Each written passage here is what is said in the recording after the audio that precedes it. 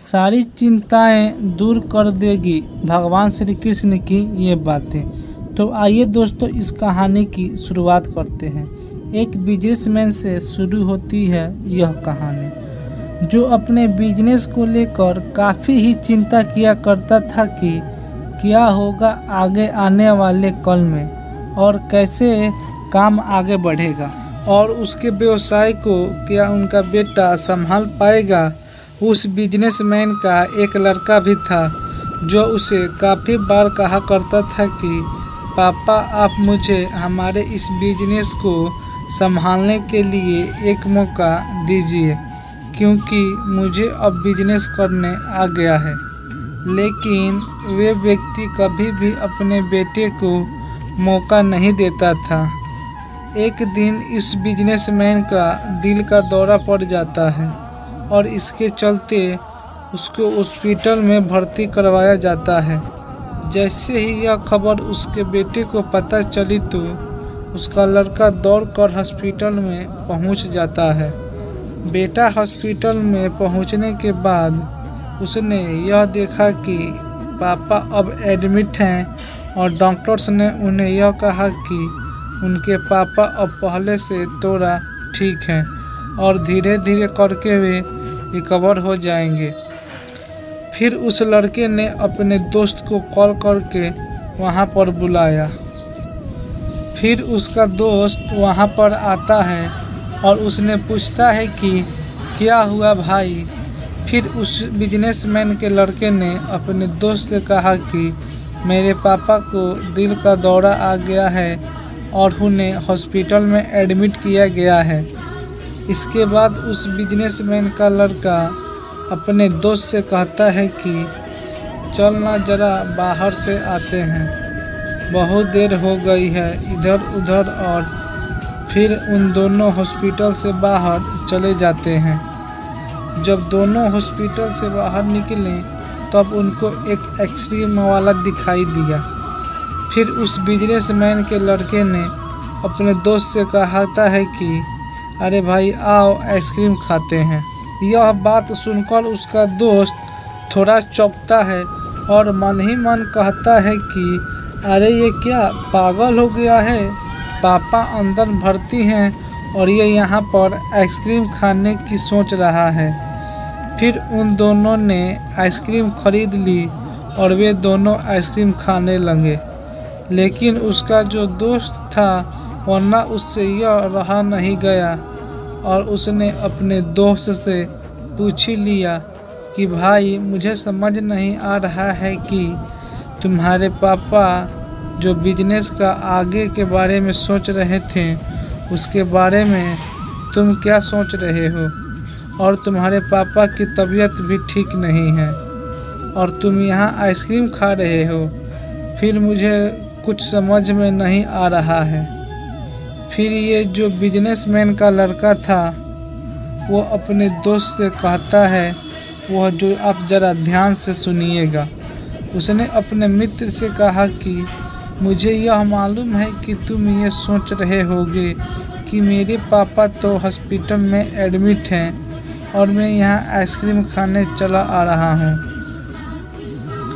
फिर उस बिजनेसमैन का बेटा कहता है कि मैं भगवान श्री कृष्ण का बहुत बड़ा भक्त हूँ और उनकी दो बातें हमेशा अपनी ज़िंदगी में याद रखता हूँ।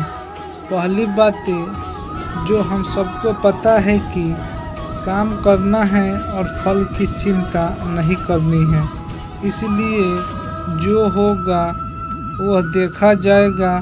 मैं सिर्फ अपने काम पर ही फोकस करूँगा और फिर बिजनेस भी अच्छा चलेगा। दूसरी बात, ये वे लड़का अपने दोस्त से कहता है कि मैं तुम्हें भगवान श्री कृष्ण की कहानी सुनाता हूँ, जो तुम्हें दूसरी बात क्या है वे अच्छी तरह से समझ आ जाएगी। भगवान श्री कृष्ण की जो पत्नी थी उनका नाम रुक्मिणी था। उनको जब पहला बेटा हुआ था तो उनका नाम प्रद्युम्न रखा गया था और प्रद्युम्न के जन्म के 10 दिन पश्चात ही प्रद्युम्न का अपहरण हो गया था। प्रद्युम्न के अपहरण के कारण रुक्मिणी नाराज और उदास रहने लगी थी कि क्या हो गया है। भगवान श्री कृष्ण रुक्मिणी जी से कहते थे कि चिंता मत करो, क्योंकि प्रद्युम्न जहाँ भी होगा वहीं पर ठीक होगा। लेकिन इतना समझाने के बावजूद भी रुक्मिणी अपने बच्चे की चिंता में उदास और निराश रहती थी और इस तरह चिंता करते करते रुक्मिणी जी को करीब 18 साल बीत गए। जब 18 साल बाद द्वारिकापुरी में जब प्रद्युम्न की वापसी हुई और प्रद्युम्न द्वारिकापुरी में वापस आए तो उनके साथ उनकी पत्नी मायावती भी थी।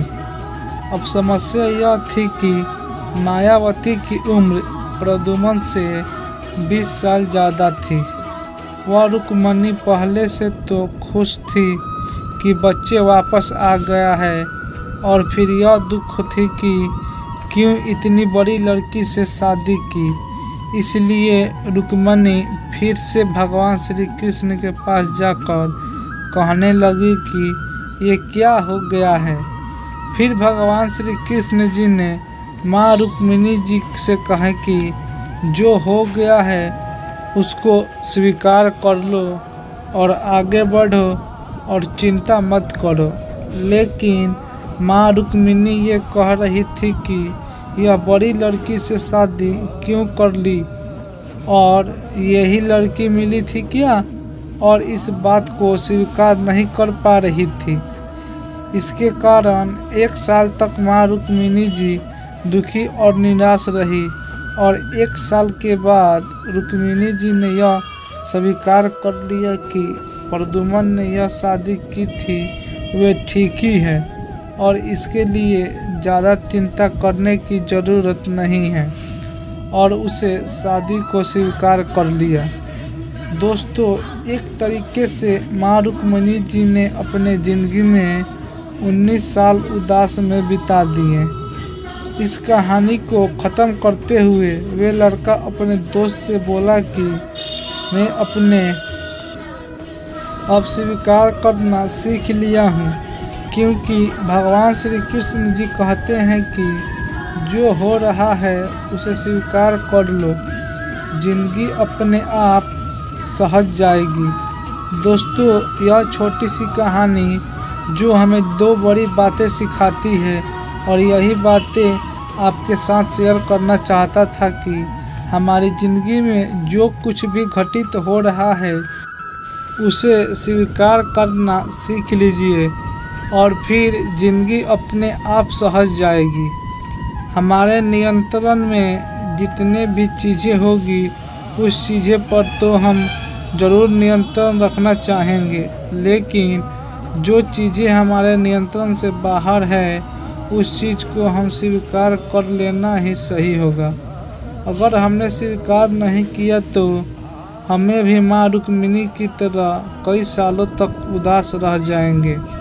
दोस्तों, आज यह कहानी आपको कैसी लगी और आपको इस कहानी से क्या क्या सीख मिला, ये हमें नीचे कमेंट बॉक्स में कमेंट करके ज़रूर बताइएगा। और साथ ही अगर आपको श्री कृष्ण की यह कहानी पसंद आई होगी तो इस कहानी को अपने दोस्तों के साथ शेयर ज़रूर कीजिएगा और चैनल को सब्सक्राइब ज़रूर कीजिएगा।